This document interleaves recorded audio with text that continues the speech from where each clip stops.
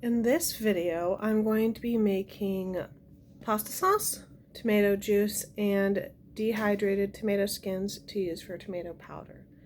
I'm going to be using a different technique than I usually do. Usually I simply blanch the tomatoes so I can get the peels off, and then I cook down my sauce. But I realized I'm missing out on a whole lot of an extra product because I'm just boiling the tomato juice right out of it. So I got a steam juicer the other year so I could do some Concord grapes that grow in our backyard. And I decided I'm going to put it to work with the tomatoes.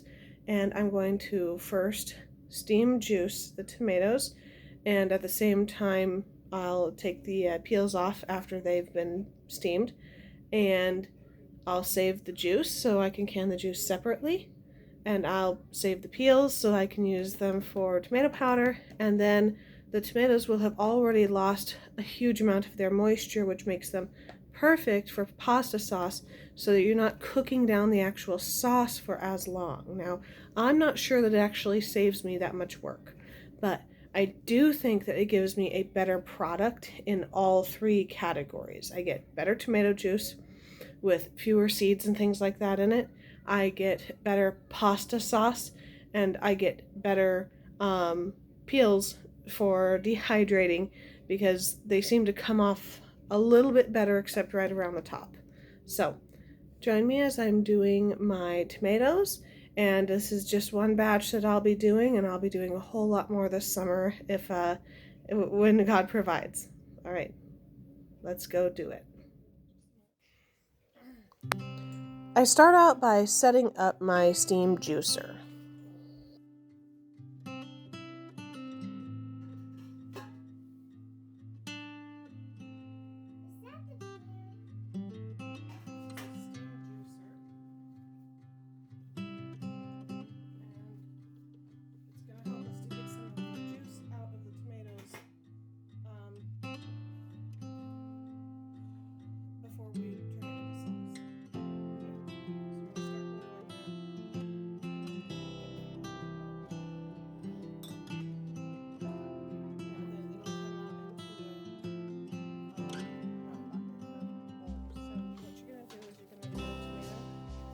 After rinsing the tomatoes, we're going to cut across on the bottom. Now, if you have extra time, go ahead and pull the tops out with a little spoon or one of those tomato stem pullers.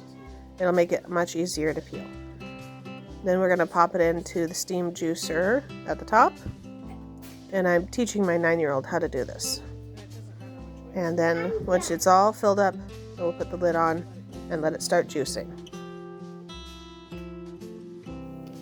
The juice pours out and it's really, really hot, so make sure you have a safe way to collect it.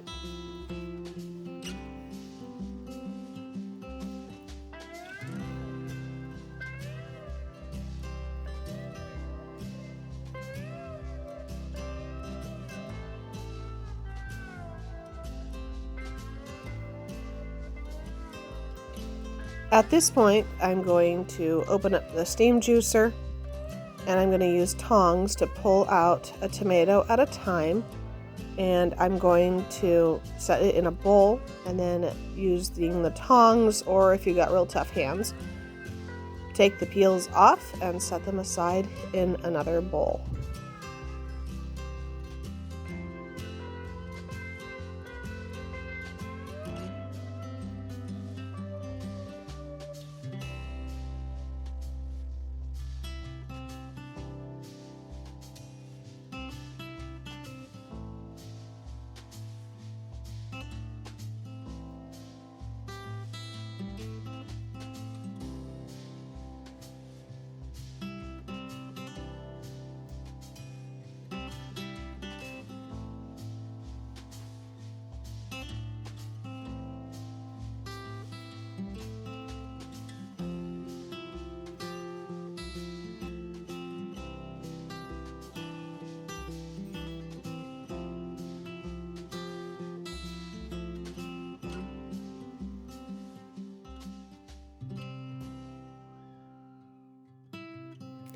At this point, I put all of the tomatoes into my blender. If you have an immersion blender, you could do that too, and puree it till it's smooth. Now we're going to roast some peppers that have been seeded, and onions and zucchini. We'll add a little sprinkle of salt, and I do find that if you have some spray oil, it does help it to stick, but I skipped that this time.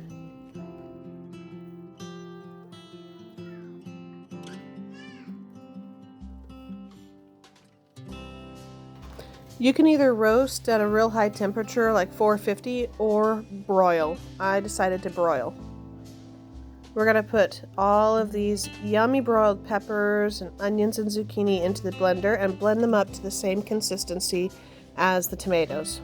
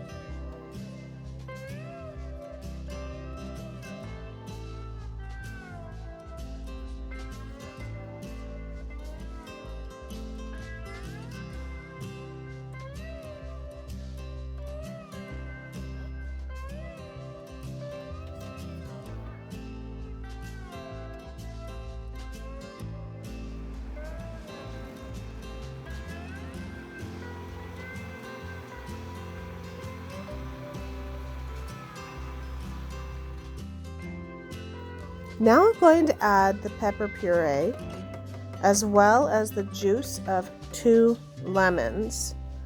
And I have not heated this up yet because I wanted to get the spices in there first before I started to heat it up to canning temperature. You can season to taste. I'll add quite a bit of Italian seasoning. Ends up being about maybe a 1/4 cup or so. This is going to be a huge pot. We're adding garlic, and if you had fresh garlic that you wanted to roast with the other veggies, then that's absolutely an option. We're going to add some chili powder because I like it with a little bit of spice.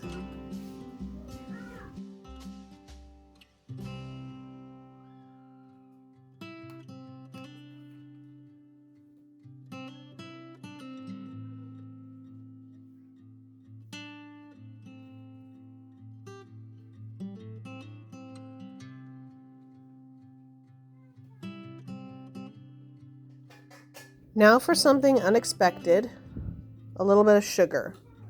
All the store-bought sauces include sugar and a lot more than what I'm going to be putting in mine.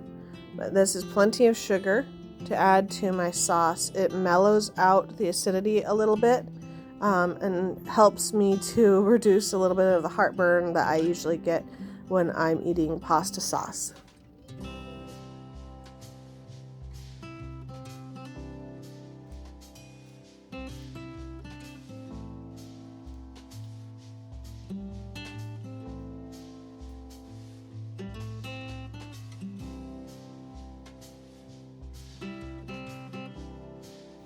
Now I'm going to turn on the heat and make sure you come and stir this frequently. After it's heated up, I add in salt. I did end up adding in an extra dose of salt after this video clip. Just season it to taste.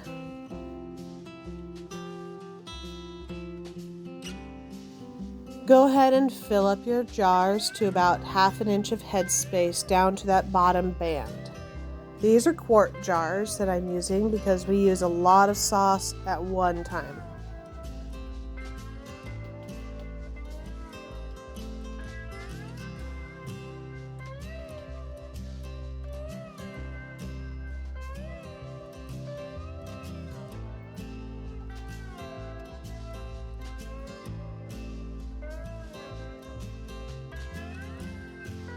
I check my rims to make sure they're smooth and clean, and I can wipe them with a damp paper towel if needed.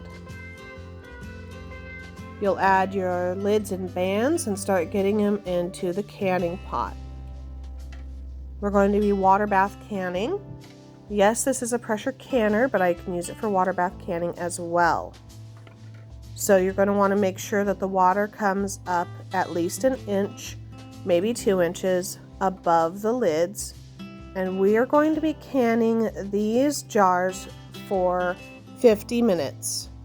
We want to add the extra 10 or so minutes because we added a lot of low acid veggies like the zucchini, onion, and pepper.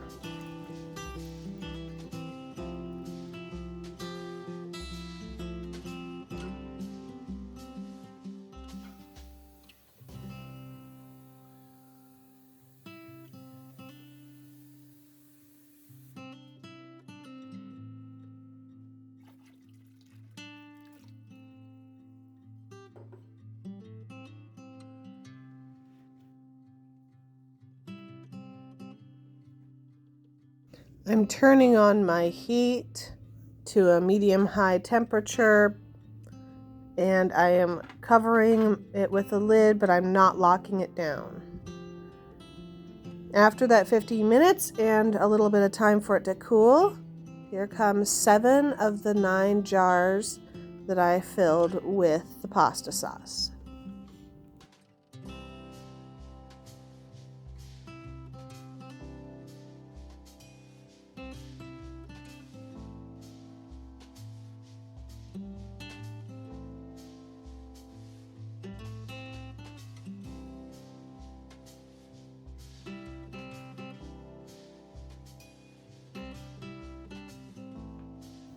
Leave them on the counter for 12 to 24 hours so that you can be sure that they have sealed. Don't mess with them and don't poke the buttons down or take off the rings. We're not done processing our tomatoes yet. Let's see what we've got next.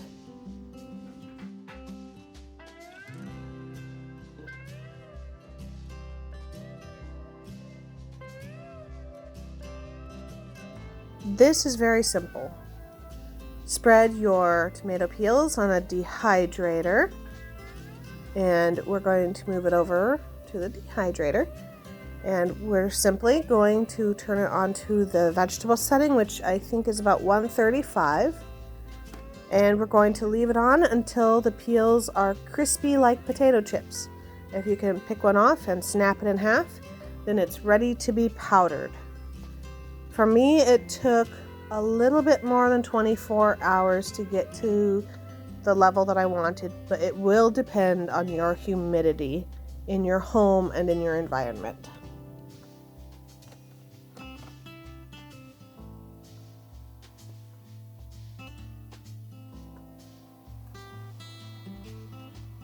And now we get to process our tomato juice. We're going to be using this as a steam canner. So you put in an extra quart of water than you would for pressure canning. So for me, that's 4 quarts. And these are half-gallon jars of my steam juiced tomato juice. I'll be able to fit 4 in my canner pot. After I've got them in there, I'm going to put the lid on, and I am going to clamp it down, but I am not going to put the weight on. Steam canning times are the same as water bathing times. And so we will be doing this tomato juice, because it's in half gallons, for 50 minutes.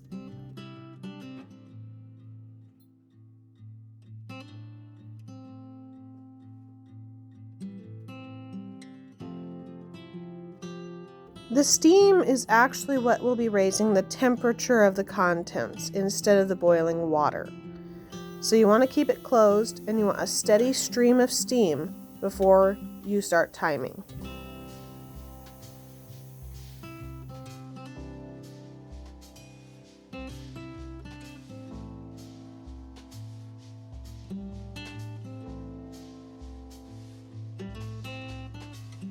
When removing half gallons from your canning pot, you want to make sure that you have a towel underneath to catch them just in case they slip out of your hand, because that would be a real big mess.